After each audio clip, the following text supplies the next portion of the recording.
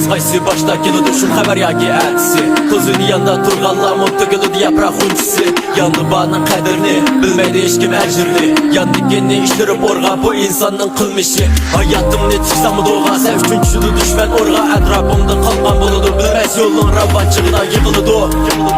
Umul səndə yıraq gididu Çünüdü qədir qimmetini Onun hoşunda ərtis buludu Qədir qimmətsiz ötmeydi hiçbir kişi cahanda Qədirlə boşu kişini yinandı sapsaq durğanda Gözümdə damçını yoşur almaysa ismini mərhum qoşqanda Qədiril dostum yanda bar ne pişayman uğrun almazda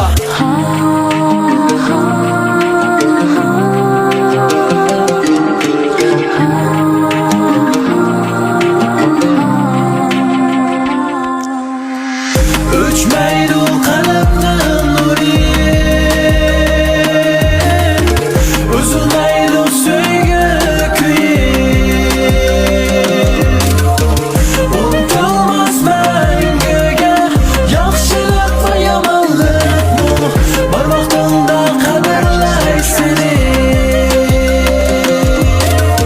Çaxnadı qoyaş nuri köngüllərini illetib Bütün cahan və təbiyyət muhabbəti birikib Muhabbətin sadakanı yanı bani qədirlə Söyüşlər yuqqanmaydı söygü tolğan əsirdə Mən tərəf olsam səyyəm vur biz tatlıq meyvəni üstürdük Külüb durub pişib bulup səbəmizə üzüldü Çanqına dılları xoş qıldık Beşirətlə başladık ulaş və taşındı muhabbət ol deyib bu meydan Kızlarımı nasıl qılıb xərəci yigit yetişdirməyə xəlib ki bu beyran Tuludu dünya xan muhabbət buludu özdə rəsləşiş Gerəkken mancını qəddirləş bu müsraq əsləşiş Saklanma ətdiga ətdə biz üçün qaranğu Qəlib ki söylük dolsun görüşünce asanğu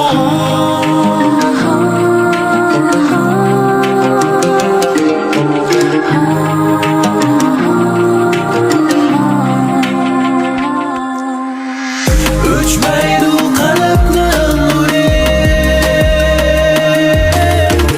Üzülmeydi söygü kıyı Unutulmaz məngöge Yaxşılık ve yamanlık bu Barmaqtında qadirlay seni Uçmaydı kanatların